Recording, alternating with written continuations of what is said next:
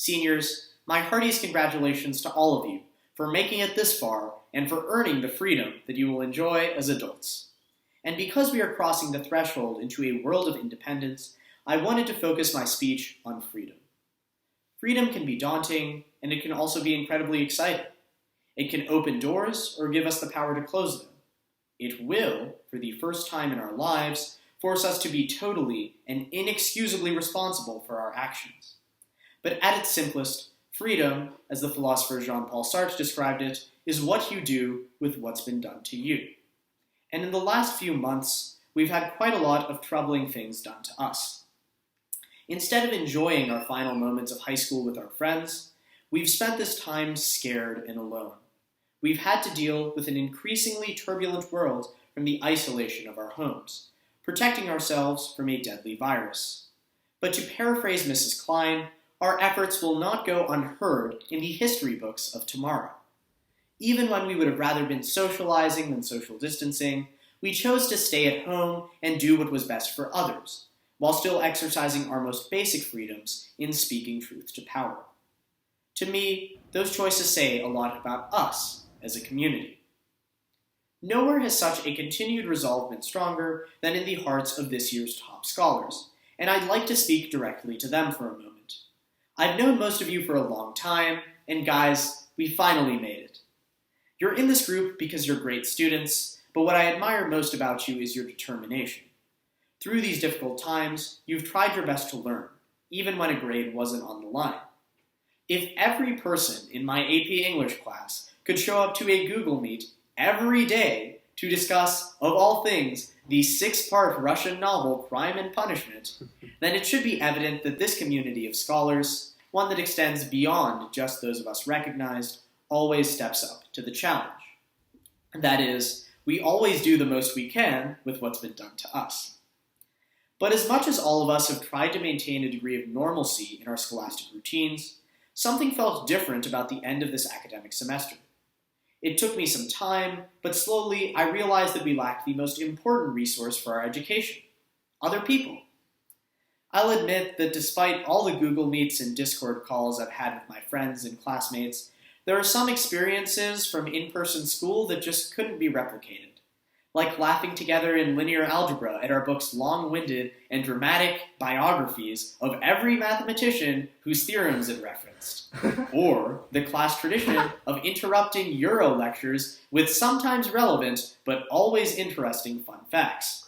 Or even Gov lectures that turned into spontaneous political debates and exposed me to viewpoints I may have otherwise ignored. And more than anything, I miss the teachers whose doors were always open for me, those whose rooms I could drop by to just have a conversation or discuss an interesting integral, or water a plant whose plastic container sometimes leaked brown water all over the windowsill. I learned far more about the world from these interactions with considerate people than I did from any class. But choosing to be helpful in a community like ours is easy. The philosopher René Girard says that because humans are mimetic creatures, we imitate those around us, our selflessness is ultimately derived from the selflessness of others. But this relationship can be a double-edged sword. Support comes with expectations. We all know the question that friends and family love to ask us far before we could possibly have known the answer. Where are you going after high school? At least for me, there was a lot of uncertainty, even down to the last minute. And I don't think it's unreasonable for us to feel unsure about the life we're choosing. Whichever path we take, there may always be a lingering doubt that the other would have been better. But all of us, every one of us, has won a small victory against that nagging voice. We've made it to graduation day. Whatever came in our way, we dealt with it and moved on because we chose to do something with the opportunities that we've received. But at the end of the day, I think that there's a simpler way of understanding where we're going after high school. Winnie the Pooh, in his infinite wisdom, would simply answer, I always get to where I am going by walking away from where I have been. Even as we are isolated and distanced, we share a bond as seniors. Faced with a world of uncertainty and many divergent paths, we will face tough decisions in our future. But if we choose to be courageous in the face of adversity, if we feel comfortable walking away from the safety of where we have already been, then just like Pooh Bear, I think that we, the class of 2020, are going places. Thank you.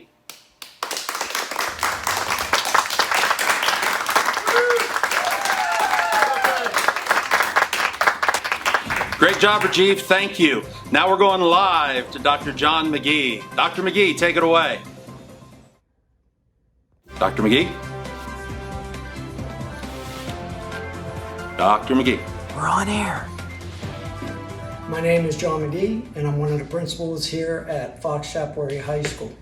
It is my honor and privilege to present two students, one male and one female, with the Principal's Leadership Award. Every year, Dr. Howard, Dr. Lentz, and myself meet over several hours discussing students, how that they've conducted themselves over the 4 years, how they represent the core values of the district, respect, responsibility, and integrity, and who unselfishly give back to the school, the students, and the administration. It is my privilege to present the Leadership Award to our male student, Mr. Shane Sussback. Congratulations. You earned it. Thank you.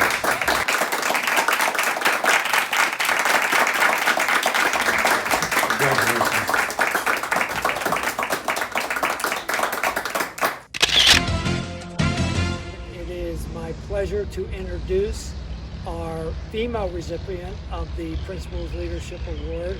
Again, this is a young lady who has represented herself with dignity in class throughout her high school career and has demonstrated leadership both inside the school building and on the athletic courts. And our female recipient is Miss Jessica Klein. Thank you. Congratulations.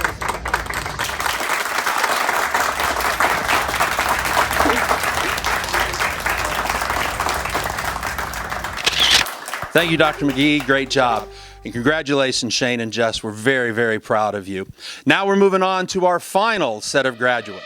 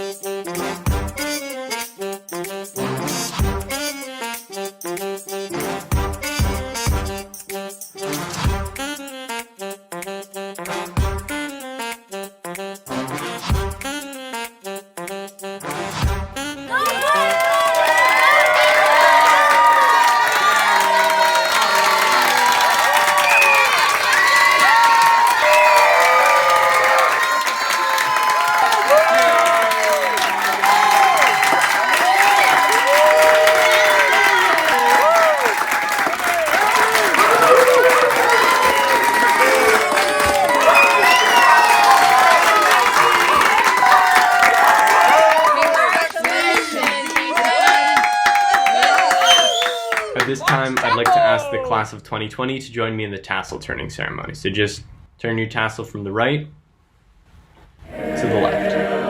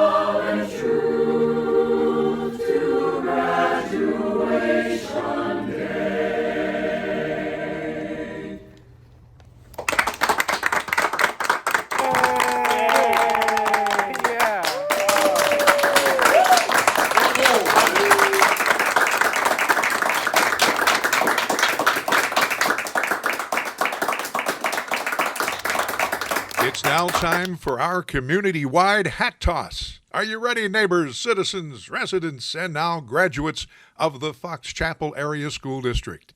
It's time to put on your shoes, get ready to throw a hat into the air, and cheer like you've just completed something that took over 12 years. Here's how it works after Dr. Hauer announces you as official graduates of the class of 2020. We'll all count down from 10, then throw our hats into the air while making lots of noise for the graduates.